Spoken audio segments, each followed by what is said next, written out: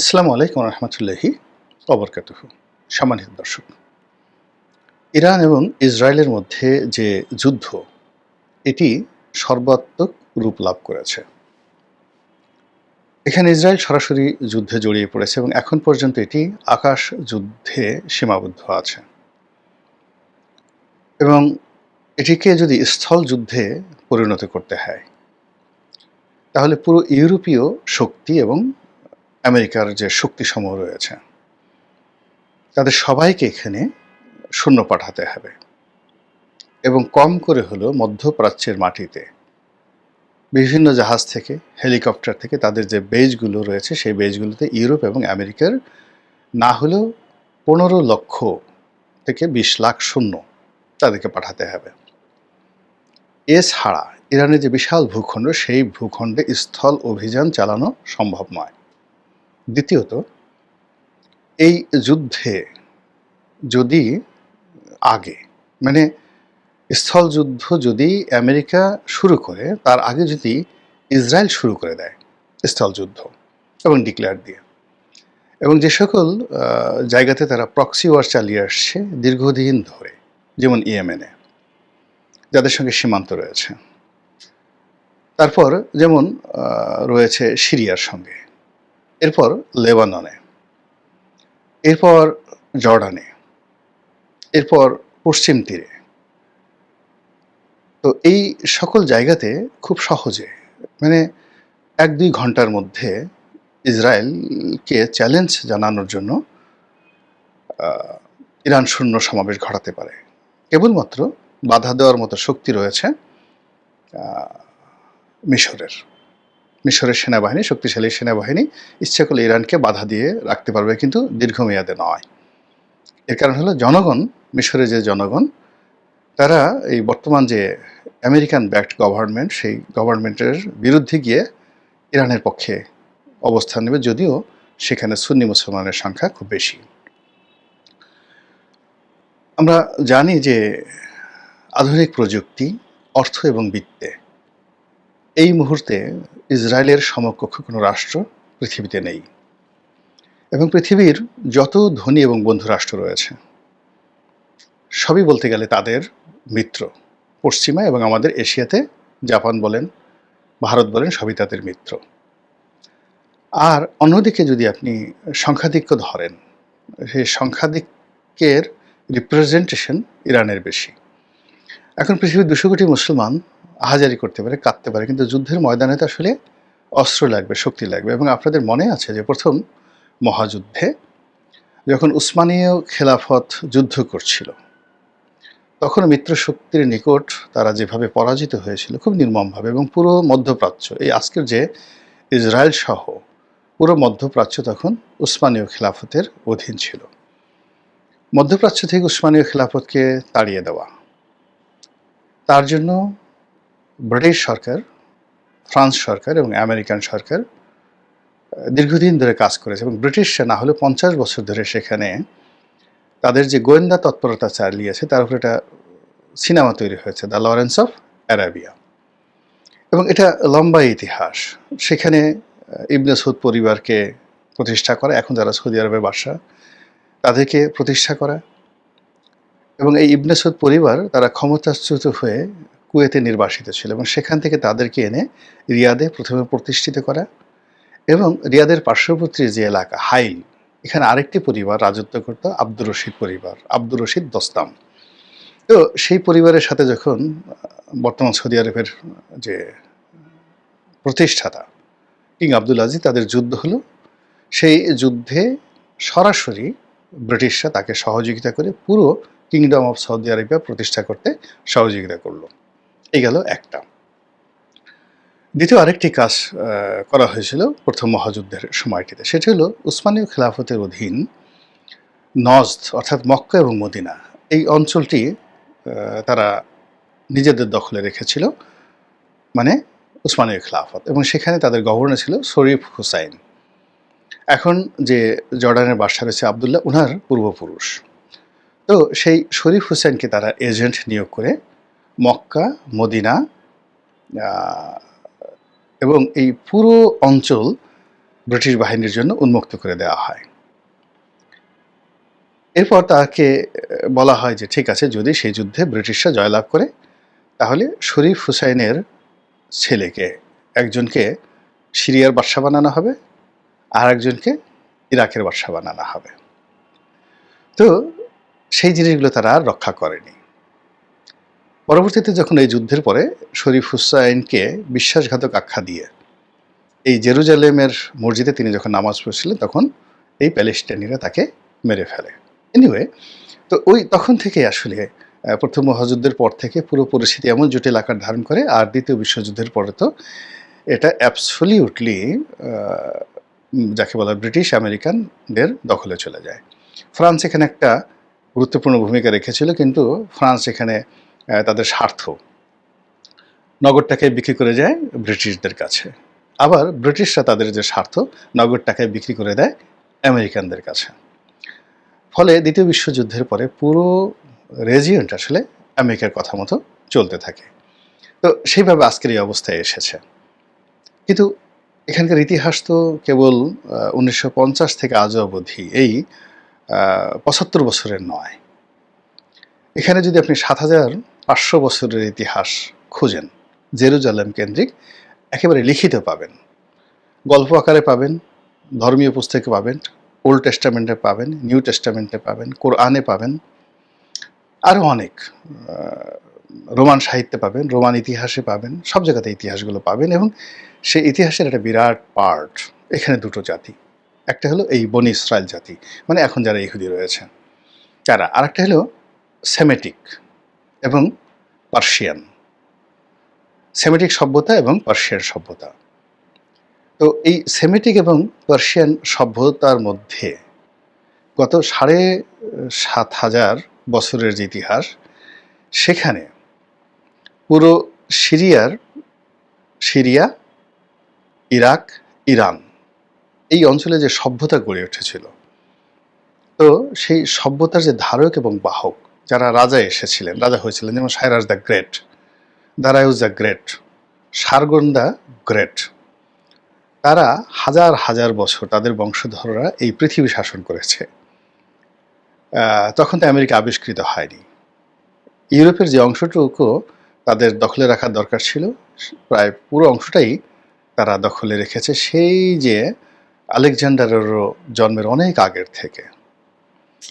ফলে রক্তের মধ্যে এ জাতিটি বারবার তারা বিজয়ী হয়েছে, পৃথিবী শাসন করেছে, এবং তাদের মধ্যে একটা রাজা হওয়ার মতো যাকে বলা হয় বংশধারা বা রক্তধারা রয়েছে।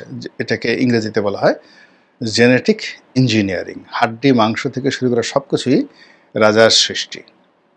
অন্যদিকে ইহুদি যে জাতি, এই জাতিটাও বহু বছর শাসন করেছে, কিন্তু তাদের রাজত্ব এবং শাসন, তারা এই জেরুজালেম কেন্দ্রিক, এবং বড়জোর তারা বেশ কয়েকবার তারা ব্যাবিলন নগরী দখল করেছে।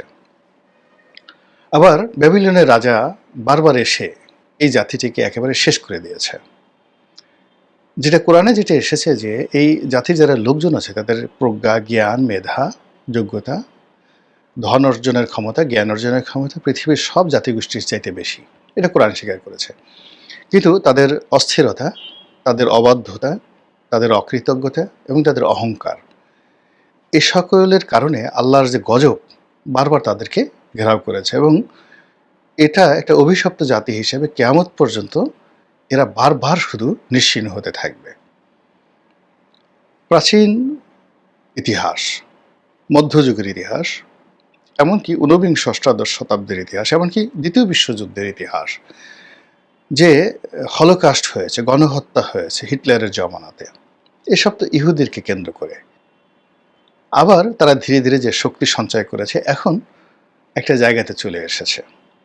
যদি আপনি ইহুদিদের ইতিহাস ধরেন, সেখানে দাজ্জাল আসবে, এসে সারা পৃথিবী ইহুদিরা নিয়ন্ত্রণ করবে। তো সেই দিক থেকে আপনি যদি গত 3টি দশক ধরেন, আসলে পৃথিবী তারাই নিয়ন্ত্রণ করছে।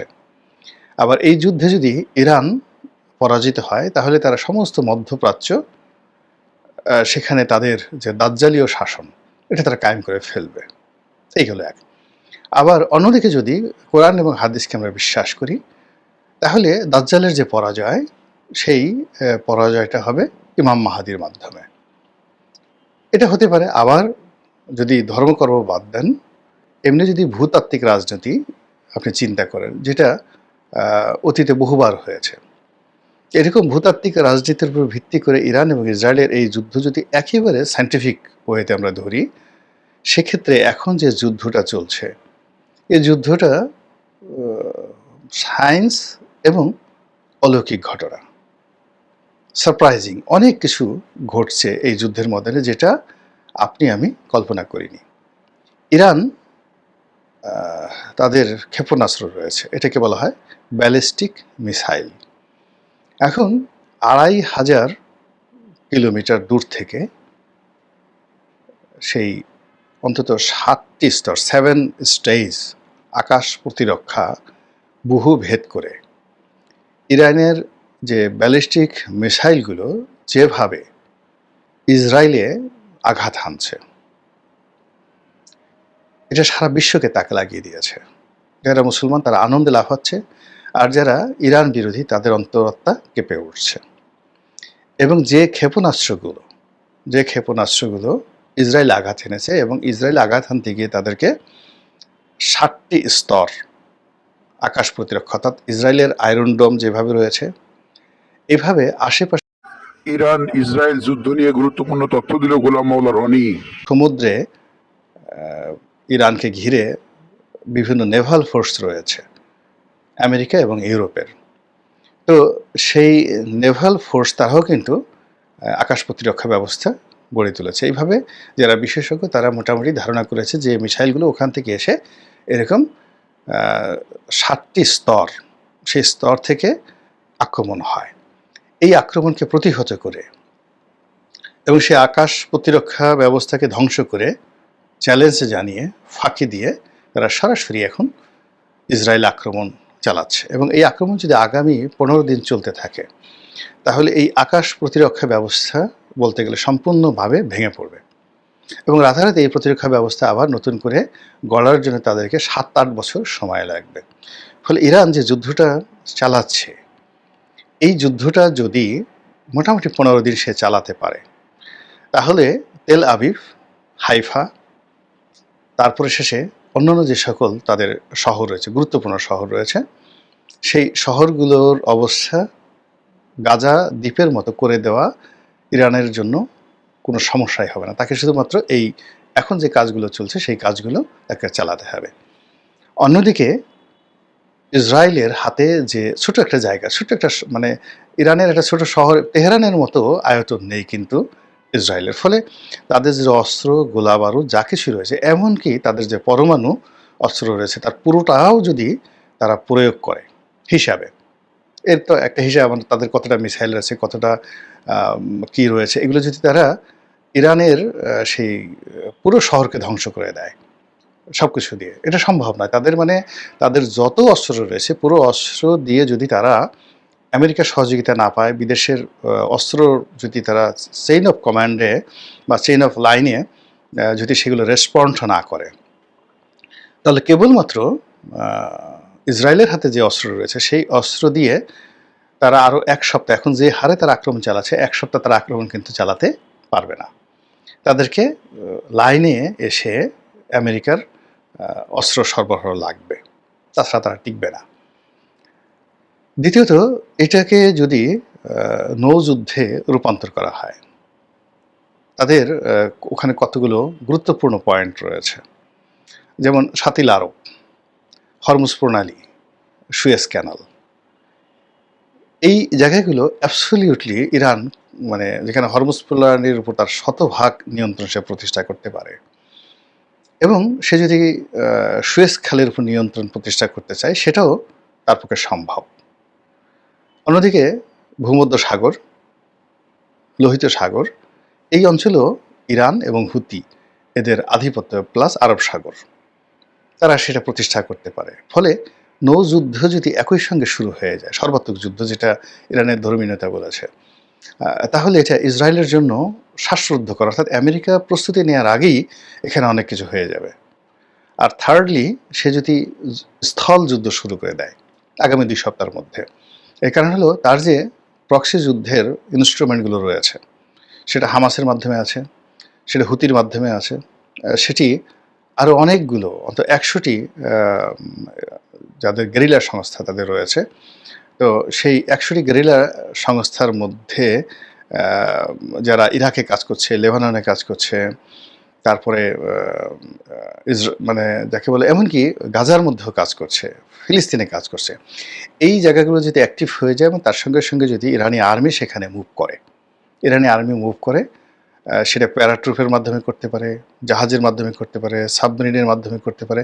মানে কী যে হচ্ছে সেটা বলার মতো না। এবং এই যুদ্ধে প্রথমে যেভাবে বলা হচ্ছিল যে ইসরায়েল এবং মানে আমেরিকা যদি সরাসরি আক্রমণ করে হয়তো ২৪ ঘন্টার বেশি ইরান টিকে থাকতে পারবে না। কিন্তু অবস্থা হচ্ছে যে এই কয়দিন যুদ্ধের ফলে এখন পর্যন্ত আমরা বলতে পারছি না যে যুদ্ধের পরিণতি কি হবে। ইট মিনস ইরান কিন্তু টিকে গেছে। অর্থাৎ ২৪ ঘন্টা ৪৮ ঘন্টা যে টাইম ফ্রেমটা সারা পৃথিবীকে আতঙ্কিত করতো যে আমেরিকার এটা আছে, ইসরায়েলের এটা আছে, তারা এটা করতে পারে, মানে যত সব ভুং ভাং, মানে ভয়ে আমরা সব মানে যাকে বলা হয় অস্থির থাকতাম। সেই আবদার রশিদের সেই বিখ্যাত কবিতার মতো যে লোকটা শুধু করতে বড়াই, ভাঙতে পারি লোহার কড়াই, শুনে সবাই কাঁপতে ডরে, খিল লাগিয়ে থাকতে ঘরে। তো ইসরায়েলের যে প্রতিরক্ষা ব্যবস্থা, এটি নিয়ে এরকম একটা ভয় এবং আতঙ্ক আমাদের মধ্যে যে ছিল, এটা গত ৪৮ ঘন্টায় কেটে গেছে। এবং ইরানি আক্রমণের যে ধ্বংসাত্মক যে সকল ভিডিও ফুটেজ দেখা যাচ্ছে, এটা ইসরায়েলের অভ্যন্তরে যে প্রতিক্রিয়া তৈরি করছে তার চাইতে সারা দুনিয়াতে যাকে বলা হয় ইসরায়েলি যে স্বার্থ এবং আমেরিকান যে স্বার্থ, এই স্বার্থের উপর কিন্তু মারাত্মক একটা হুমকি হয়ে দেখা দিয়েছে। আল্লাহ উত্তম ফয়সালাকারী, আল্লাহ ভালো জানেন এবং তিনি এই পৃথিবী তার ইচ্ছামতো পরিচালনা করেন। এই যুদ্ধের ফলাফল তাই হোক যেটি আমাদের মানুষের জন্য, পৃথিবীর জন্য, সকলের জন্য কল্যাণকর হবে।